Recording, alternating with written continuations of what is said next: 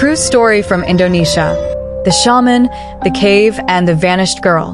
In central Sulawesi, Indonesia, in 2003, a young girl, aged 13, disappeared. Her distraught family believed she had gone to the city to find work, but no one heard from her again. Years passed. The family made phone calls, searched, but all leads died. Then, in 2018, 15 years later, there was a tip. The girl was still alive, being kept in a remote cave near a shaman's property. The man, identified as a shaman, a witch doctor/spiritual healer, had convinced the girl she was possessed by a spirit of a boy named Amran. He showed her a photograph of Amran and deceived her into believing the spirit was her boyfriend, merging reality and spirit. For years, she believed the false story. The cave was in rugged terrain.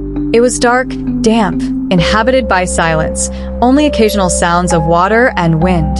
She had nowhere to go, isolated, kept prisoner physically and mentally. The shaman allegedly abused her, not just physically but psychologically, making her doubt reality and long for a spirit she believed in. When authorities finally rescued her, she was confused, traumatized. Memories fragmented, which parts real, which parts forced belief. She could hardly tell. The psychological horror was worse than the physical. The shaman had made her live in fear and illusion.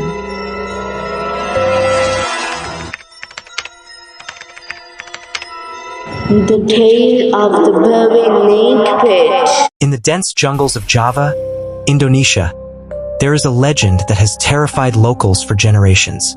It is the story of the Babin Jepit, a monstrous creature born from dark magic and human greed. A man named Joko was a poor farmer struggling to feed his family. One day, desperate for wealth, he sought the help of a famous shaman, known for his mastery of black magic. The shaman offered him a pact, endless riches in exchange for his soul. Blinded by ambition, Joko agreed. That night, under the shaman's guidance, Joko's body began to contort and change.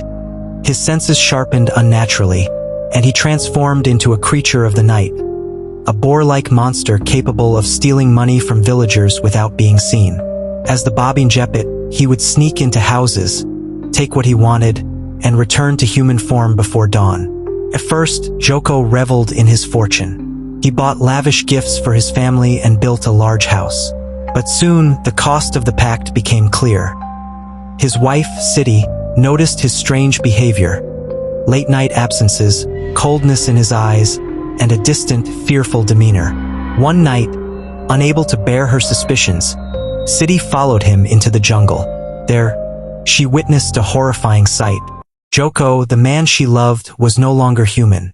His body had twisted into a grotesque boar-like creature. Heartbroken, she confronted him, but the curse controlling him drove him to attack her. By morning, Siti was found dead at the edge of the jungle, her body mangled, leaving the villagers in shock and terror. Fearing the Babin Jepit, the villagers decided to act. They ambushed Joko during one of his nightly raids and dragged him to the shaman. The shaman, realizing the havoc his magic had caused, attempted a desperate ritual to undo the curse. The jungle shook, winds screamed, and for a brief moment, Joko appeared human again, pleading for forgiveness. But it was too late. The curse had claimed him entirely. The villagers buried Joko in the jungle, marking the spot why.